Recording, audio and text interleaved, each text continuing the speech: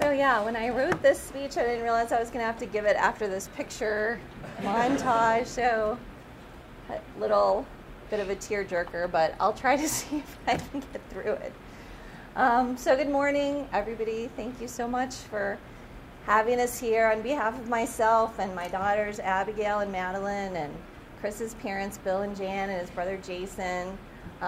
We would like to thank you so much for inviting us here today to remember Chris, and also to remember that he is just but one example of the many, many awesome law enforcement, federal, state, and local law enforcement officers that we honor this week during Police Week.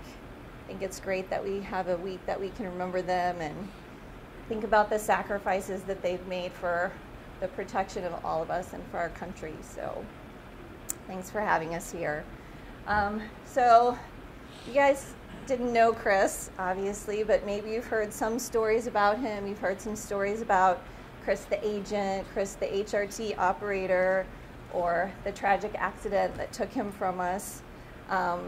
So I'd expect you to know things like how focused he was. You know, people talk about how dedicated he was to his job and how he was always striving to achieve the next level in whatever he was working on.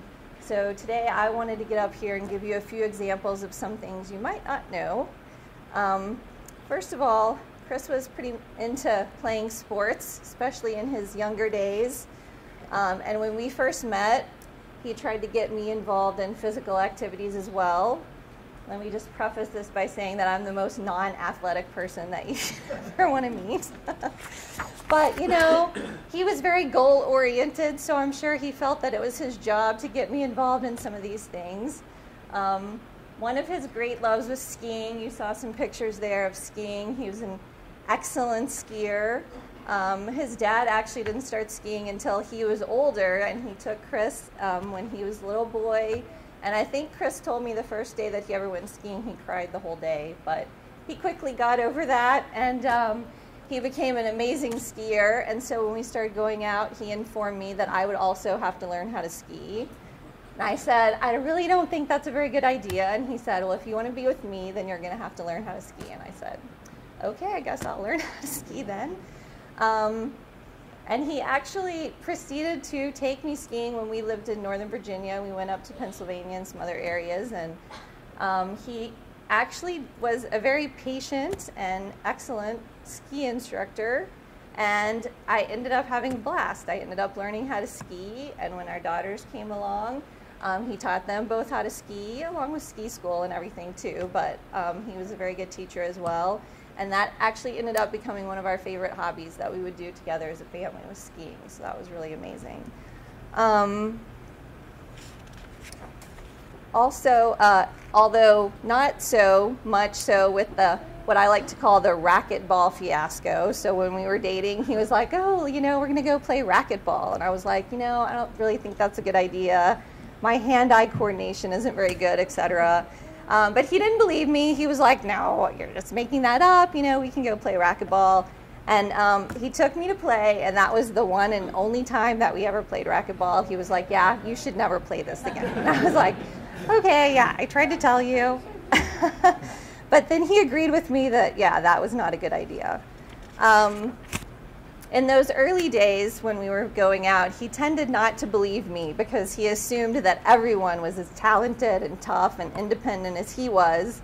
I remember one time I was in the kitchen cooking and I cut my finger pretty bad and it was bleeding all over the place, and he came in and he was like, oh, we got to get this washed off. We got to get you to the sink and get some antiseptic on it. And I was like, no, I really need to sit down right now. And he was like, no, we got to get it washed off. And I ended up passing out in his arms. And when I came to, he was like, guess you really did need to sit down. And I was like, yeah, I tried to tell you. So he did a great job of supporting me and taking care of me. And then later on when the girls came, he did a great job of supporting and encouraging them. And I have to say, he was actually one of those rare fathers who could take care of the kids 100% on his own.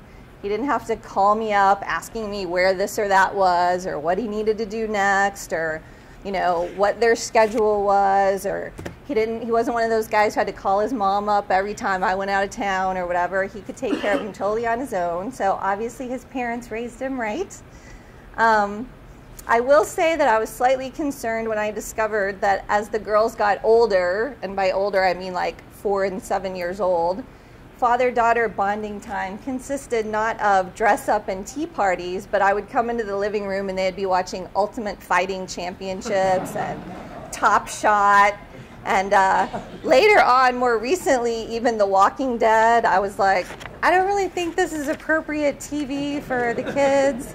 But I think he considered especially those first two as educational programming. So while enjoying this quality entertainment, you might expect someone so obsessed with health and fitness to be blending a protein smoothie in his Ninja blender.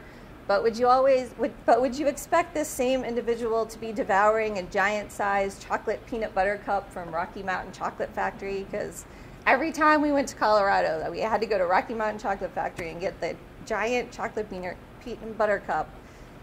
Also, his favorite chocolate cake from Portillo's. This is the only grown man that I know that would order hot chocolate any season, anytime, anywhere. So he definitely had a major weakness for chocolate.